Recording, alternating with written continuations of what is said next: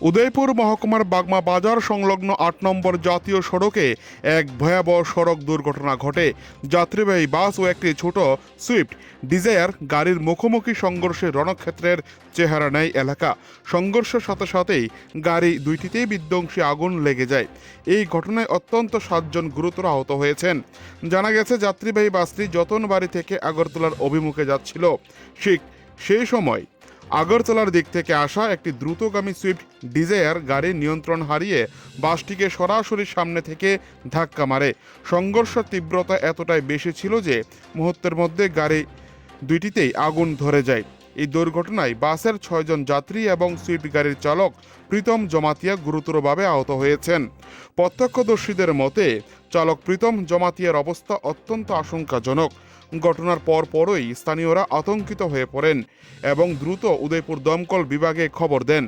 খবর পেয়ে অগ্নি নির্বাপক দপ্তরের কর্মীরা দ্রুত ঘটনাস্থলে পৌঁছে আগুন নিয়ন্ত্রণে আনেন। দমকল কর্মীরাই আহতদের উদ্ধার করে দ্রুত টেপানিয়া হাসপাতালে চিকিৎসার জন্য নিয়ে যান।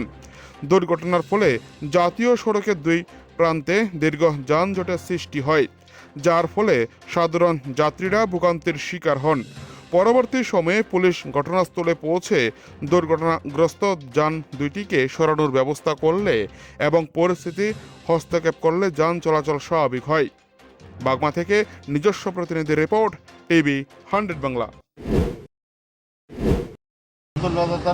Mandirghat to Agartala bus number 01C1420 আগরতলার দিকে যাইতে হচ্ছে। আর আগরতলার দিকে থেকে NL07H944 সুইফট গাড়ি উদয়পুর দিকে যাইতেছে আগরতলা থেকে। তখন এই বাগমা বাজার এবং বাগমা থানার মিডল জায়গাতে দুইটা গাড়ির মুখোমুখি সংঘর্ষ হইয়া আগুন লাগছে। এতে কয়েকজন আহত হয়েছে। কটা দিয়ে ঘটনাটা খবর পেয়েছেন আপনারা? 3টার পরে। আচ্ছা, এটা কি উচ্চ গতি সম্পন্ন আসলো দুটোটা গাড়ি নাকি? ওই গাড়িগুলো তো দ্রুত গতি আসলো। আচ্ছা, রেসিং ড্রাইভারটা মানে কি কোনো কেউ ক্ষতি হয়েছে? কেউ ড্রাইভারটা জানতে পারছি সুইফট গাড়িটার ড্রাইভার সিরিয়াস আছে। কই আছে এখন বর্তমানে? টেপানিয়া ডিস্ট্রিক্ট হাসপাতাল। এটা কি আপনারা বাগমা ফাঁড়ি থানার সামনেই, কিছুটার সামনেই? না, বাগমা ফাঁড়ি থানা আর বাগমা বাজারের মিডল।